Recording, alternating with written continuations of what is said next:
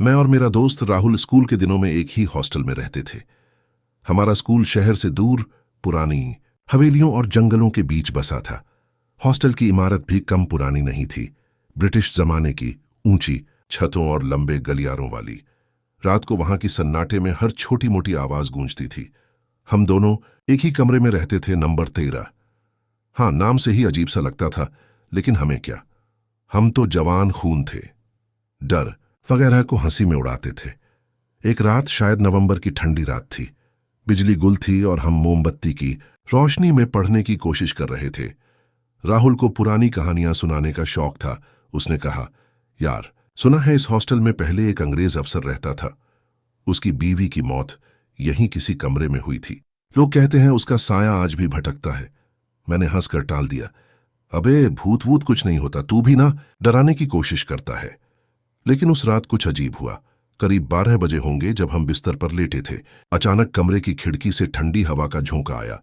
खिड़की तो बंद थी, फिर हवा कहां से? मैंने उठकर देखा, खिड़की की सिटकनी ढीली थी, शायद उसी से हवा आ रही थी। मैंने उसे ठीक किया और वापस लेट गया। लेकिन थोड़ी देर बाद फिर वही हवा का झोंका, और इस बार एक हल्की सी फुसफुसाहट, जैसे कोई धीमी आवाज में कुछ कह रहा हो। राहुल भी उठ बैठा। सुना तूने? उसने पूछा। उसकी आवाज में हल्का डर था। मैंने मजाक उड़ाया, हाँ, तेरा दिमाग बोल रहा है, सो जा। पर सच कहूं, मुझे भी कुछ गड़बड़ लग रही थी। कमरे में मोमबत्ती अब भी जल रही थी और उसकी लौ अजीब तरह से हिल रही थी, जैसे कोई अदृश्य चीज उसके पास से गुजर रही हो। फिर अचानक कमरे के एक कोने से कुछ गिरने की आवाज आई। हम दोनों ने टॉर्च जलाई और देखा, वहां मेरी किताब जमीन पर पड़ी थी जो मैंने अलमारी में रखी थी। अब ये कैसे हुआ? मैंने सोचा शायद चूहा होगा, लेकिन राहुल का चेहरा सफेद पड़ चुका था। यार, ये चूहा वूहा नहीं है, कुछ और है यहां, उसने कहा। उसके बाद जो हुआ वो आज भी मेरे रोंगटे खड़े कर देता है। मोमबत्ती की लौ अचानक बुझ गई और कमरे में घुप अंधेरा छा गया। टॉर्च भी एक पल को झपकी, जैसे उसकी बैटरी खत्म हो गई हो, और तभी कमरे के दरवाजे के पास एक हल्का सा साया दिखा, लंबा, पतला और धुंधला सा। वो एक पल को रुका, जैसे हमें देख रहा हो, और फिर गायब हो गया। मेरे मुंह से आवाज नहीं निकली। राहुल ने मेरा हाथ पकड़ा, उसकी हथेली पसीने से भीगी थी। देखा देखा तूने? वो बस यही बोल पाया। हमने उस रात पूरी रात टॉर्च जलाकर गुजारी, सुबह होने तक ना सोए न बात की, लेकिन वो साया, वो हमारे दिमाग में बस गया था। सुबह हुई तो हम दोनों ने रात की बात को जैसे दबाने की कोशिश की। राहुल ने कहा, यार, शायद हमारा वहम था। रात को नींद पूरी नहीं हुई, दिमाग ने कुछ उल्टा पुल्टा दिखा दिया। मैंने भी हामी भरी, लेकिन दिल में एक कसक सी थी। वो साया, वो फुसफुसाहट, क्या वो सचमुच हमारा दिमाग था? फिर भी हमने तय किया कि किसी को कुछ नहीं बताएंगे।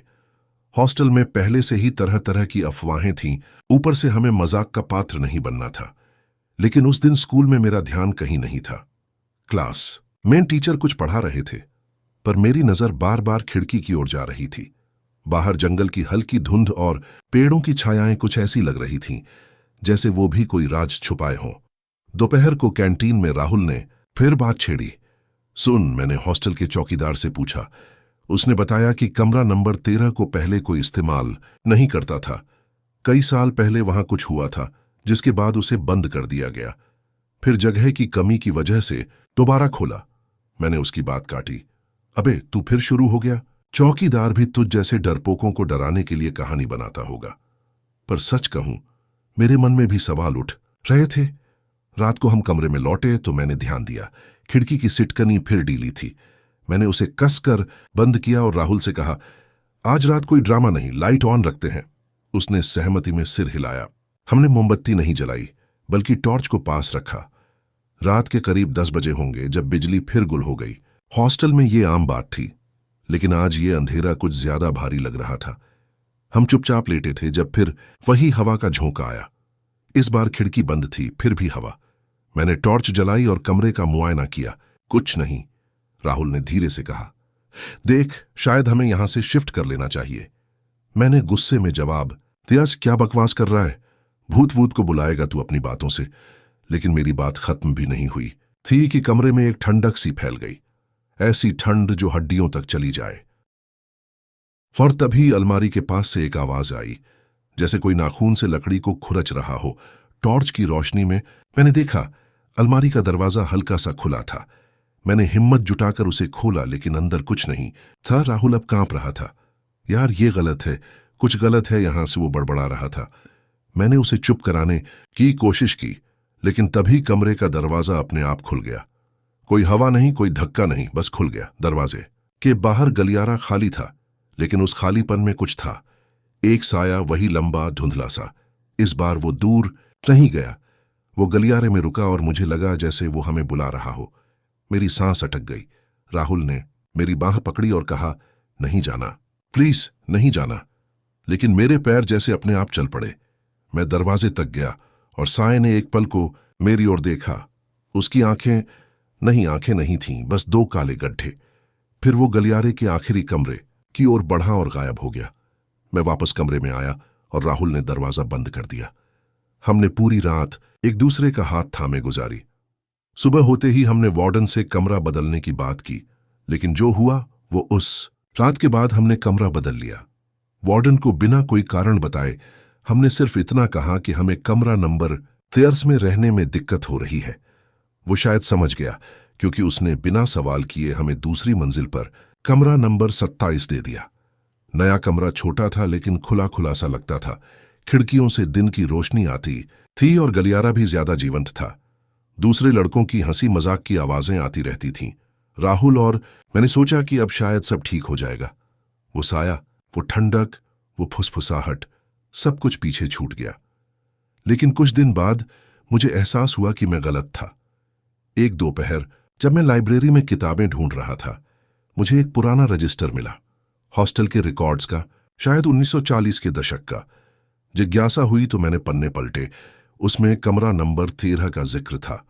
वहां लिखा था कि 1942 में एक अंग्रेज अफसर की पत्नी एलिजाबेथ ने उस कमरे में आत्महत्या कर ली थी। वजह नहीं लिखी थी, लेकिन उसके बाद कमरे को कई सालों तक बंद रखा गया। मेरे हाथ ठंडे पड़ गए। मैंने रजिस्टर बंद किया और राहुल को बताया। उसने गुस्से में कहा, यार तू फिर उसी भूतनी की बात लेकर आ गया, भूल जाना उस रात को। लेकिन उसकी आंखों में वही डर था जो उस रात दिखा था।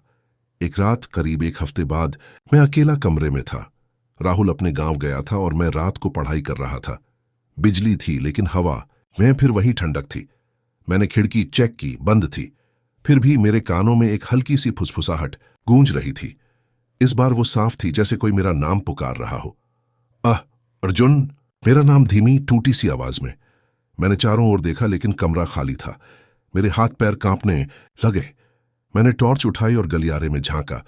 वहां कोई नहीं था, लेकिन गलियारे के आखिरी छोर पर, जहां सीढ़ियां नीचे जाती थीं, मुझे वही साया दिखा, लंबा, धुंधला, और इस बार वो धीरे धीरे मेरी ओर बढ़ रहा था। मैंने दरवाजा बंद किया और कुंडी लगा दी। दिल जोर जोर से धड़क रहा था। मैंने खुद को समझाया, अर्जुन ये तेरा दिमाग है, कुछ नहीं है। लेकिन तभी दरवाजे पर एक हल्की खटखट हुई। 1, 2, 3 बार धीरे धीरे। मैंने सांस रोके सुना।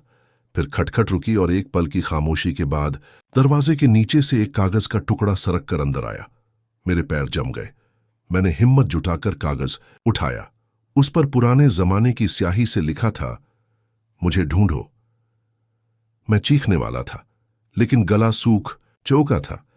मैंने कागज को जेब में ठूंस दिया और रात भर लाइट जलाकर बैठा रहा। सुबह होते ही मैंने वार्डन को सब बताया। उसने मेरी बात सुनी, लेकिन उसका चेहरा सख्त था। देखो अर्जुन, ये पुरानी इमारत है, लोग तरह तरह की कहानियां बनाते हैं, तुम पढ़ाई पर ध्यान दो। मैं समझ गया कि वो कुछ छुपा रहा था। उसी दिन राहुल लौटा। मैंने उसे कागज दिखाया। उसने उसे देखा और कहा, यार ये क्या माजरा है, हमें कुछ करना होगा, वरना ये चीज हमें चैन से जीने नहीं देगी। हमने तय किया कि अगली रात हम उस साए का सामना करेंगे। गलियारे के आखिरी कमरे में, जहां वो बार बार जाता था। रात को हमने टॉर्च, एक पुराना ताबीज जो राहुल के पास था, और हिम्मत साथ ली। गलियारा सन्नाटे में डूबा था। हम आखिरी कमरे तक पहुंचे। दरवाजा बंद था, लेकिन उसमें से हल्की सी रोशनी आ रही थी, जैसे अंदर कोई मोमबत्ती जल रही हो। मैंने दरवाजा खोला। अंदर का मंजर देखकर मेरी सांस रुक गई।